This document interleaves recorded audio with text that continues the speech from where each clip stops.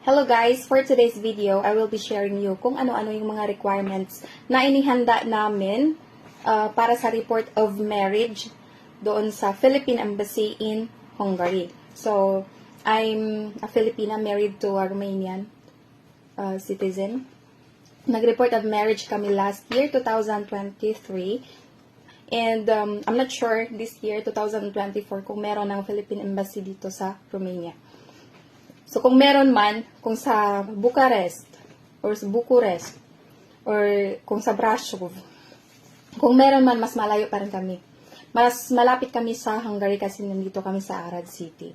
So, ito pala yung mga requirements na inihanda namin.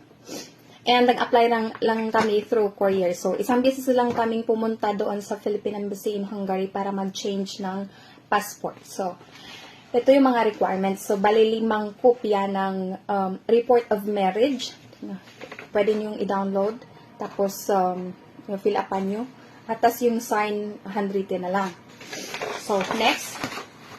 Isang original at 5 kopyang marriage certificate.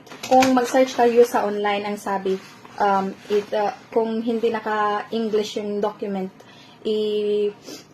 ipa-translate in English and ipa-notarize. So, since yung marriage certificate dito sa Romania is meron na siyang English translation, you don't have to translate it in English and notarize. So, okay na yung isang kopyang original at 5 kopya Xerox copies. Tapos, 5 kopya ng passport ko. So, passport copy ni Filipina wife, 5 kopya. 5 kopya ng residence permit ko. Kopya lang ha, yung residence permit. Isinama ko na rin yung 5 kopya ng UMID ID ko from the Philippines. So, just in case hanapin. So, tinanggap din yun. Tapos, birth certificate ni Filipina wife. So, 5 kopya. Then, isang original at 5 kopya ng birth certificate ni Filipina wife. So, yung akin naka-apostille. Ganito siya.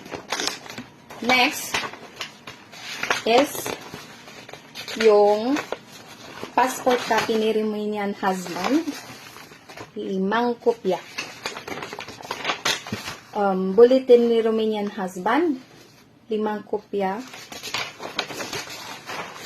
Birth certificate ni Romanian husband. 5 kopya at isang original. So, dapat isama yung original. Bali yung, yung birth certificate ni Romanian husband is naka-Romanian, wala siyang English translation. So, tinatranslate namin siya in English. So, bali isang original at 5 kopya ng original and translated in English na birth certificate ni Romanian husband. So, yun lang lahat ng requirements na pinadala namin. So, pinadala namin through courier. Tapos, kung isama nyo yung processing fee, $25. $25 US. Pero yung amin, I cannot remember exactly kung magkano. We send it through bank account. Kasi ayaw ni husband na isama sa mga documents kasi bawal yun sa DHL. So, yun, pinadala namin through sinend namin through bank account. So, after maging okay yung report of marriage namin, nag-chat kami ng taga embassy. Tapos, nung okay na, hindi namin pinapick up sa DHL kasi balak naming magpunta doon para sa change passport. So, nag-book kami ng appointment para sa change passport. At nagpunta kami doon for pictorial, signature. Tapos, kinuha na rin namin yung report of marriage namin.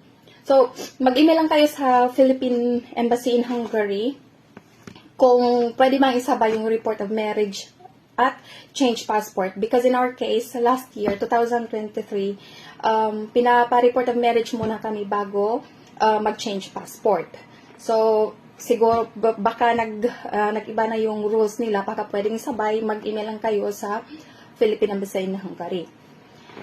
So, additional pala guys, ang sabi pag nag-search kayo ng requirements online, requirements ng report of marriage, 5 original duly accomplished report of marriage form if applying by mail, forms must be notarized. So, nag-apply kami through courier.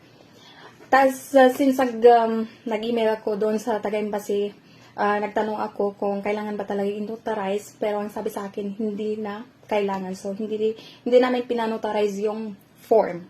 So, in your case, pag mag-report of marriage kayo, mag-chat kayo sa taga-embassy kung kailangan bang i-notarize at hindi, o hindi. Because in my case, hindi na pinanotarize. So, hindi namin pinanotarize. So, yun lang. I hope it helps.